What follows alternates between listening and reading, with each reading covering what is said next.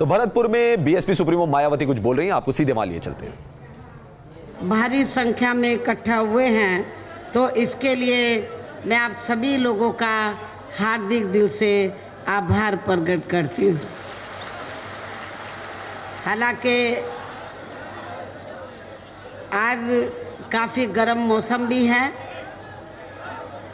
तो काफ़ी गर्म मौसम होने के बावजूद भी तो आज मुझे आपकी इस अपार भीड़ व भीड़ के ज़बरदस्त जोश को भी देखकर ऐसा लग रहा है कि इस बार चुनाव में आप लोग नमो नमो वालों की जरूर छुट्टी करने वाले हैं और जय भीम वालों को ही लाने वाले हैं, और आपकी ये इच्छा भी जरूर पूरी हो जाएगी यदि आप लोग इस चुनाव में यहाँ अपनी पार्टी का अच्छा रिजल्ट ले आते हैं। लेकिन अब मैं आप लोगों का ध्यान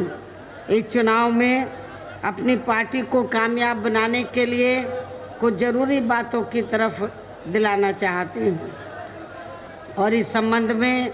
सबसे पहले मैं आप लोगों को ये कहना चाहूँगी कि आज़ादी के बाद शुरू में केंद्र व देश के अधिकांश राज्यों में भी ज़्यादातर सत्ता यहाँ कांग्रेस पार्टी के हाथों में ही केंद्रित रही है, किंतु यहाँ खास ध्यान देने की बात यह है कि कांग्रेस पार्टी के केंद्र में व अधिकतर राज्यों में भी लंबे अरसे तक रहे शासनकाल में इनकी अधिकांश रही गलत नीतियों व गलत कार्य प्रणाली की वजह से ही फिर इस पार्टी को केंद्र व काफ़ी राज्यों की सत्ता से भी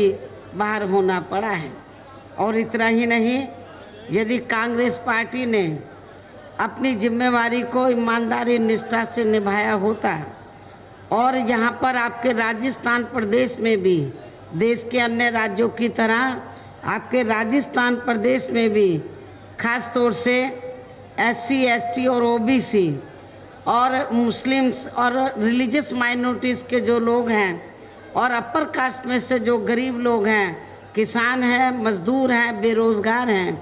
यदि इन लोगों के लिए, इनके उत्थान के लिए, इनके डेवलपमेंट के लिए, विकास के लिए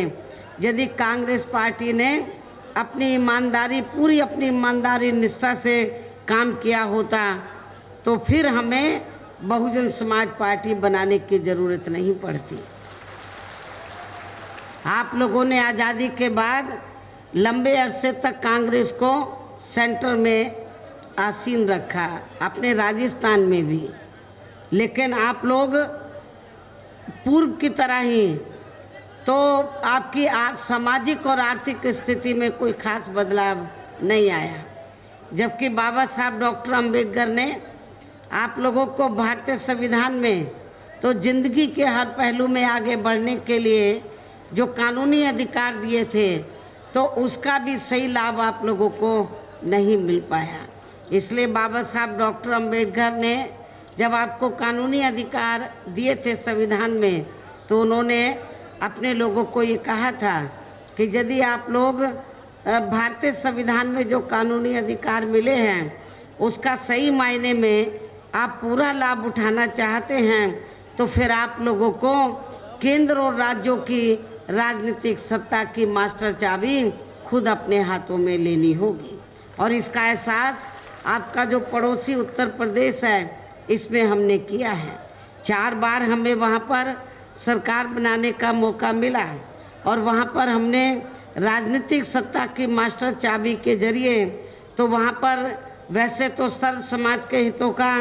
पूरा ध्यान रखा था, लेकिन प्राथमिकता हमने हर मामले में व हर स्तर पर जो कमज़ोर तबके के लोग हैं, अक़लियत समाज के लोग हैं, गरीब हैं, मजदूर हैं, किसान हैं, उनके हितों का हमने प्राथमिकता के आधार पर पूरा ध्यान रखा था। लेकिन कहने का तात्पर्य यह है कि कांग्रेस पार्टी जब भी चुनाव होता है तो बात तो बड़ी करती है, लेकिन सत्ता में आने के बाद वो अपने वायदों के ऊपर खरी नहीं उतरती है। और अब वर्तमान में देश में, क्योंकि कांग्रेस ने यदि ईमानदारी निष्ठा से काम किया होता तो फिर जो बीजेपी इस समय केंद्र और काफ़ी राज्यों की सत्ता में आसीन है, तो आपको बीजेपी पावर में नज़र नहीं आती। और अब वर्तमान में देश में लोकसभा के लिए हो रहे आम चुनाव में भारतीय जनता पार्टी भी केंद्र में अपनी सरकार की रही, खासकर आरएसएसवादी, पूंजीवादी, संकीर्ण, सांप्रदायिक, द्वेषपूर्ण व जातिवादी गलत नीतियों व गलत कार्य प्रणाली की वजह से इस बार ये पार्टी भी, यानी कि भारतीय जनता पार्टी भी केंद्र की सत्ता से जरूर बाहर चली जाएगी। और अभी चुनाव में इनकी कोई भी नाटकबाजी व जुमलेबाजी आदि काम में आने वाली नहीं है। और इस मामले में खासकर इनकी चौकीदारी की ये नई नाटकबाजी भी इनको नहीं बचा पाएगी। चाहे इस चुनाव में इनके सभी छोटे बड़े चौकीदार भी मिलकर अपनी कितनी भी ताकत क्यों ना लगा लें। और इसकी मुख्य वजह यह है कि वर्तमान में प्रधानमंत्री श्री नरेंद्र मोदी ने यहाँ पिछले लोकसभा के हुए आम चुनाव में देश के विशेषकर गरीबों, कमजोर तबकों, मध्यम वर्गीय एवं अन्य मेहनतकश लोगों को भी, जो इन्हें अच्छे दिन दिखाने के असंख्य प्रलोभन भरे चुनावी वायदे किए थे, तो उनका अभी तक भी इन्होंने जमीनी हकीकत में लगभग 1/4 हिस्सा भी कार्य पूरा नहीं किया है। बल्कि इसके स्थान पर इनका ज़्यादातर समय व ताकत भी या इनके बड़े बड़े पूंजीपतियों व धन्ना सेठों को ही और भी ज़्यादा मालामाल व धनवान आदि बनाने में तथा इन्हें हर स्तर पर बचाने के लिए इनकी पूरी चौकीदारी करने पर ही लगी रही है। जबकि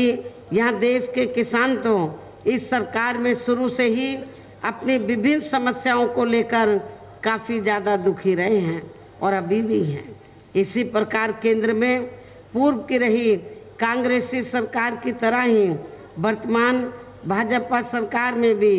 इनकी खासकर जातिवादी, हीन, सांप्रदायिक व पूंजीवादी सोच के चलते हुए यहाँ पूरे देश में सर्व समाज में से खासकर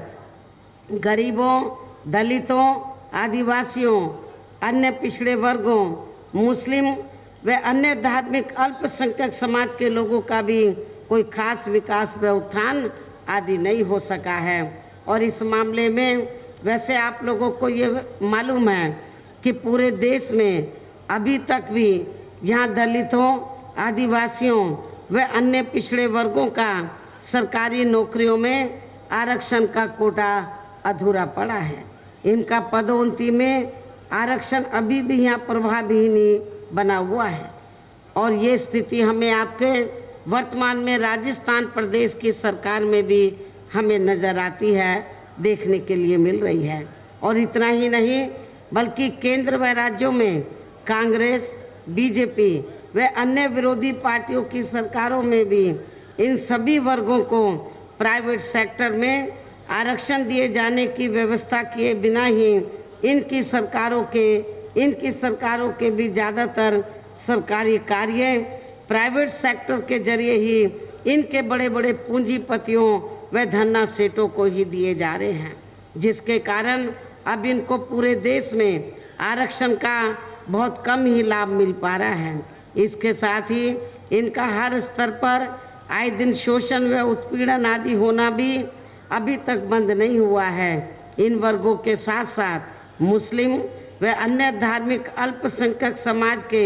लोगों की भी हालत अभी तक भी यहाँ काफ़ी ज़्यादा खराब व दयनीय ही बनी हुई है, जिसका काफ़ी कुछ खुलासा सच्चर कमेटी की रिपोर्ट में भी किया गया है। और वर्तमान में केंद्र व अधिकांश राज्यों में भी बीजेपी व आरएसएस की सरकारों के चलते हुए अब इनका विकास व उत्थान होना भी लगभग बंद सा ही हो गया है। और अब इन पर हर स्तर पर आए दिन हो रही जुर्म जाति भी यहाँ काफ़ी ज़्यादा चरम सीमा पर पहुँच चुकी है। इन लोगों के अलावा इस सरकार में यहाँ अपर कास्ट समाज में से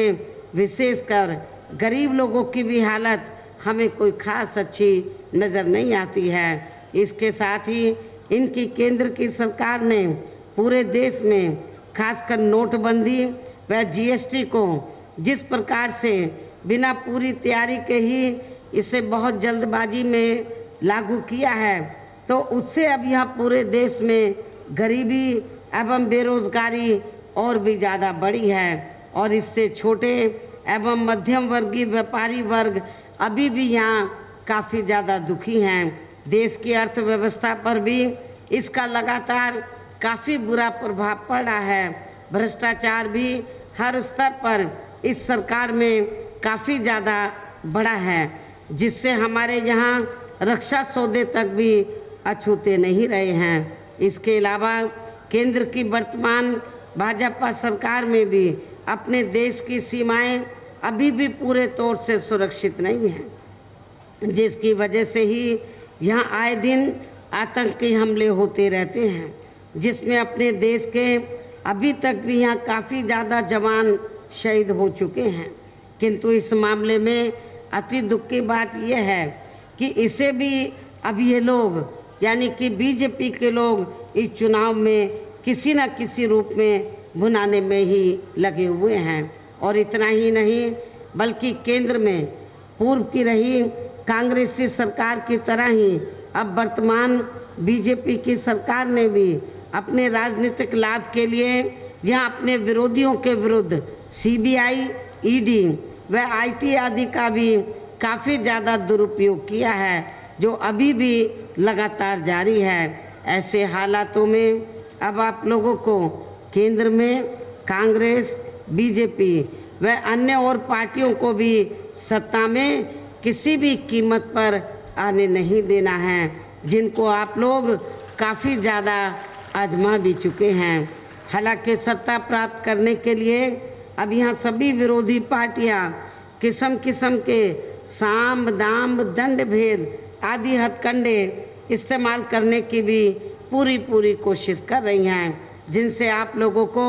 इस चुनाव में भी हर स्तर पर काफ़ी ज़्यादा सावधान रहना है। और इस मामले में चुनाव के दौरान यहाँ सभी विरोधी पार्टियाँ अपने अपने पक्ष में हवा बनाने के लिए खासकर मीडिया व ओपिनियन पोल एवं सर्वे आदि का भी जो बड़े पैमाने पर इस्तेमाल करती हैं, तो उनसे भी आप लोगों को गुमराह नहीं होना है। इसके साथ ही विरोधी पार्टियों के विभिन्न रूपों में जारी किए गए इनके ज़्यादातर हवाई व प्रलोभन भरे चुनावी घोषणा पत्रों के भी बहकावे में बिल्कुल भी नहीं आना है, जिन्हें ये पार्टियां चुनाव खत्म होने के बाद अधिकांश दरकिनारी कर देती हैं और अब जिन पर से देश की जनता का ज़्यादातर विश्वास ही उठता चला जा रहा है, जिसकी खास वजह से ही हमारी पार्टी किसी भी चुनाव में अपनी पार्टी का कोई भी चुनावी घोषणा पत्र आदि जारी नहीं करती है। और वैसे भी हमारी पार्टी कहने में बहुत कम और कार्य करके दिखाने में ही ज़्यादा विश्वास रखती है। और इस संदर्भ में मैं खासकर बीजेपी व कांग्रेस पार्टी के बारे में भी ये कहना चाहूँगी